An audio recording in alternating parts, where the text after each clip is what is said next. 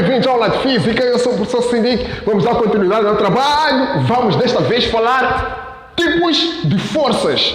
Meus amigos, hoje nós não vamos definir o que é força. Vamos falar dos tipos, vamos classificar, ok? Mas, só para fazer recordar, nós sabemos que força é uma ação capaz de modificar o estado inicial de repouso ou de movimento dos corpos, também pode criar deformação aos mesmos corpos, ok? E nós já vimos qual é a ação necessária para que haja uma força. Mas antes de nós entrarmos direto no capítulo, não se esqueçam de subscrever-se ao canal, convidem os amigos para poderem ver as aulas, partilhem as aulas, vão para lá e coloquem likes, são as coisas que nós mais gostamos. Ok, tipos de forças. Eu disse aqui, as forças podem exercer-se por contacto, mas também podem ser exercidas à distância. Está claro, meus amigos? Nós podemos exercer forças por contacto, mas também podemos exercer forças à distância. Forças de contacto. Vamos poder separar. Forças de contacto. Já imaginou quando você exerce uma força sobre uma bola? Tu tens uma bola, por exemplo. Ok? Você exerce força sobre ela através de um chute. No ponto onde você exerce força sobre ela, ela fica ligeiramente amolgada, né? Se for já prestar muita atenção, vais ver que na tua mão também fica ligeiramente amolgado. Newton explica isto através da sua terceira lei, ação e reação. Razão pela qual todas as forças elas só são apenas exercidas aos pares. Okay? Se há uma força de ação, existe sempre uma força de reação. Então, essas forças em que há contacto entre os corpos, em que dois corpos entram em contacto, são chamados de forças de contacto. Por exemplo, a força que nós exercemos sobre a bola. Se eu exerço força sobre a bola também exerce força sobre mim. Okay? Se um carro vai bater num poste, o carro fica amolgado. Por que fica amolgado? Por quê? Porque uma vez que o carro exerceu força sobre o poste reage em relação ao carro com uma força de mesma intensidade. Newton diz isso. Se eu exerço força sobre o quadro, por exemplo, com o dedo, eu vou sentir dores. Por que eu sinto dores? Porque neste ponto onde eu exerço força sobre o quadro vai reagir em relação à força que eu exerço sobre ele. Ok? Então, no meu dedo, há de haver uma pequena penetração também. E eu vou sentindo dor. Então, ele diz assim. Ele diz que se um corpo A, que é este, exerce força sobre o corpo B, que é o quadro vai reagir em relação ao meu dedo com uma força que tem mesma direção. Neste caso, a direção seria uma direção horizontal. Ok? Mesma intensidade. Significa que o valor da força é o mesmo. Ok? Só que as duas forças têm sentidos contrários. A força que eu exerço ao quadro é da esquerda para a direita e a força que o quadro exerce sobre mim é da direita para a esquerda. Ok? Então não se esqueçam disso. Então esta força em que dois corpos entram em contato, nós chamamos isso de força de contato. Ok? As forças agem sempre aos pares. Então, uma tem que ser de ação e a outra tem que ser de reação. A força que eu exerço sobre uma bola, por exemplo, a força que eu exerço sobre uma mesa, a força que eu exerço sobre essa mesa. Ok? Esta é uma força também de contacto. Eu ajo sobre a mesa vai reagir sobre mim. Ok? Tem uma força de ação que eu exerço sobre a mesa e tem a força de reação que a mesa exerce sobre mim.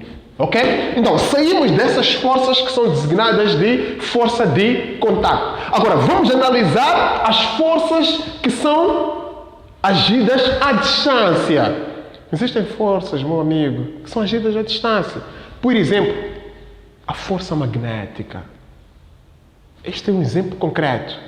A força gravitacional, a força elétrica.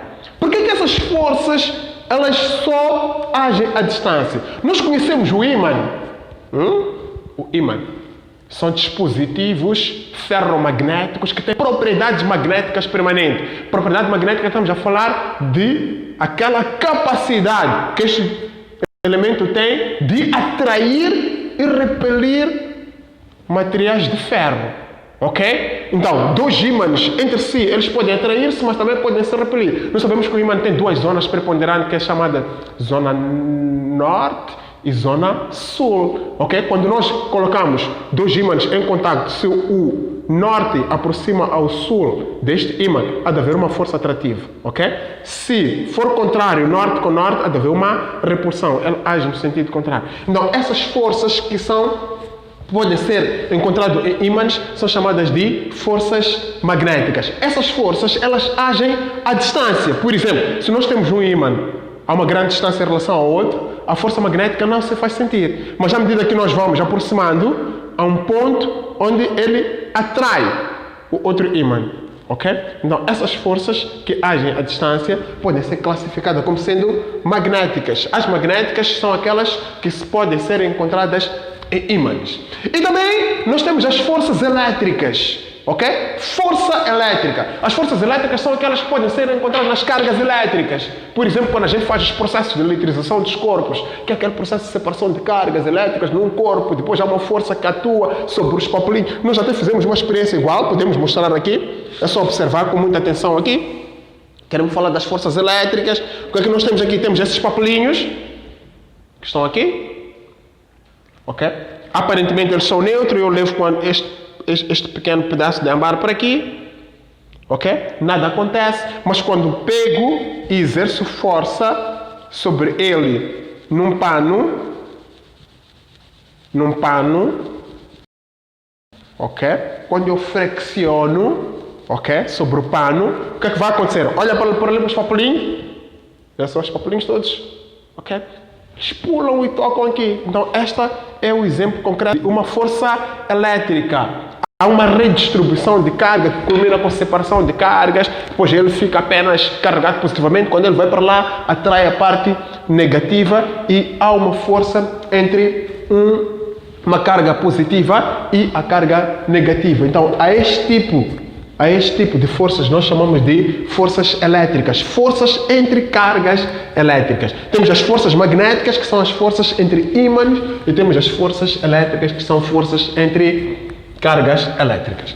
Ok, para além da força magnética, da força elétrica que nós temos, que são forças que atuam à distância, temos também a força gravitacional, a força gravítica neste caso. Ok, força gravítica é aquela que os satélites, os planetas, né, exercem sobre todos os objetos que estão lá contidos. Por exemplo, a Terra. Nós já sabemos que a Terra atrai todos os corpos para o seu centro. Ok? Se nós temos um objeto a uma altura do solo, se nós abandonarmos esse objeto, o que acontece? Ele cai porque a Terra exerce força sobre esse objeto. E esta força é chamada de força de gravidade. Eu disse que todas as forças, elas sempre atuam aos pares, ok?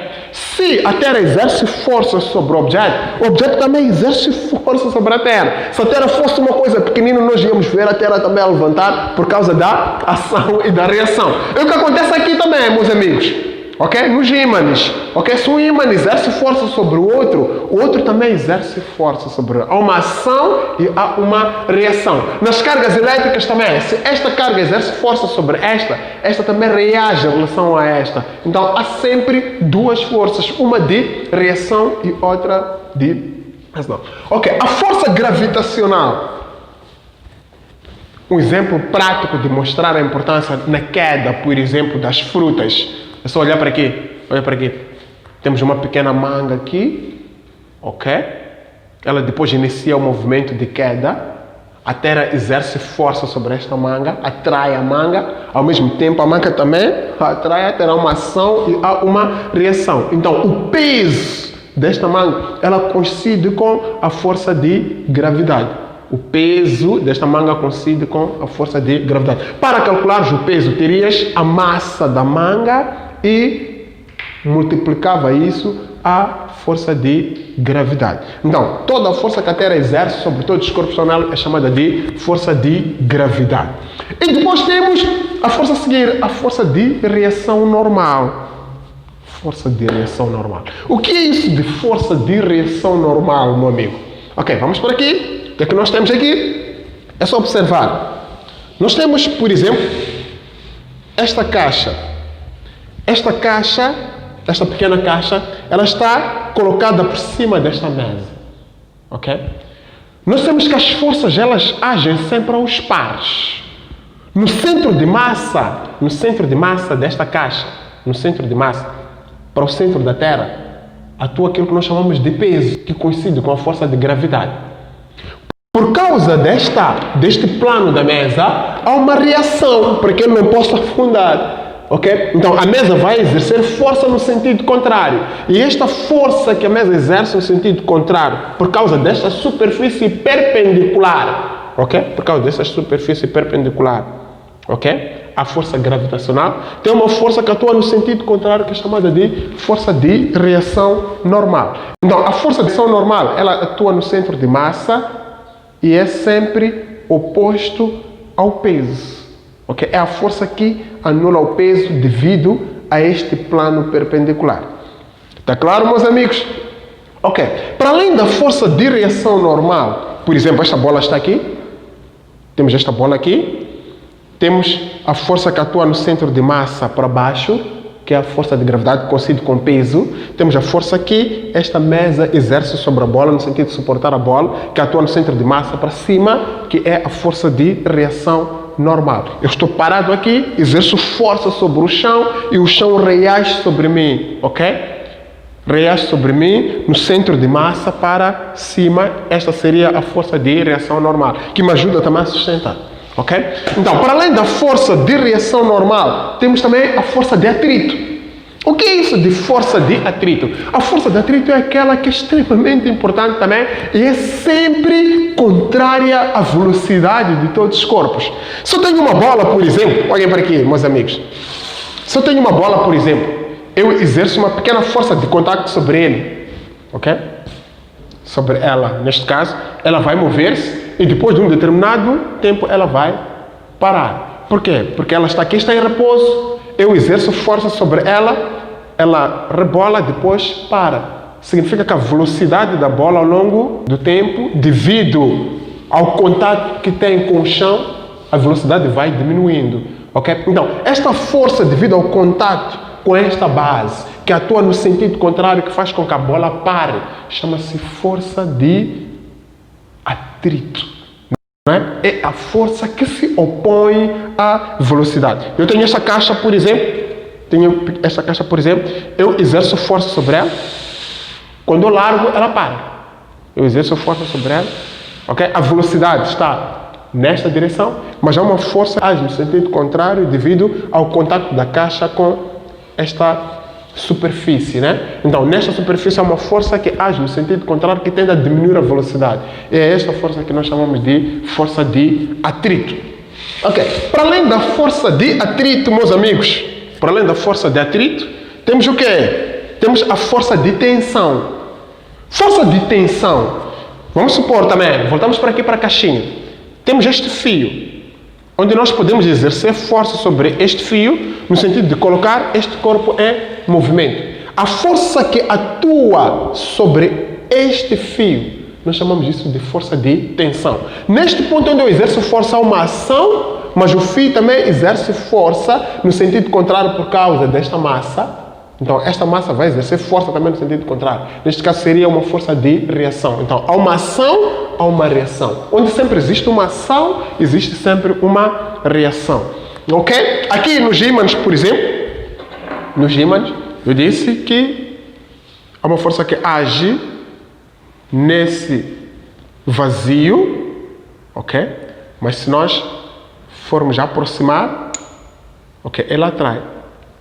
Este exerce uma força de ação, este exerce uma força de reação. Onde existe sempre uma força de ação, existe sempre uma força de reação. Então, de forma resumida, meus amigos, vocês devem conhecer as forças que agem, que podem ser exercidas por contato, e devem conhecer as forças que podem agir à distância. As forças por contato, tem uma força qualquer que nós agimos sobre uma bola, sobre uma caixa, essas são forças de contato. Quando nós exercemos força sobre a mesa, é uma força de contato. E depois temos as forças que agem à distância, neste caso, que é, por exemplo, a força magnética, age numa zona de campo, que é uma zona de campo magnético. Depois temos a força elétrica, que age também numa zona de campo, que é o campo elétrico. Depois temos a força gravitacional, que age também numa zona de campo, que é o campo gravítico neste caso. Depois temos a força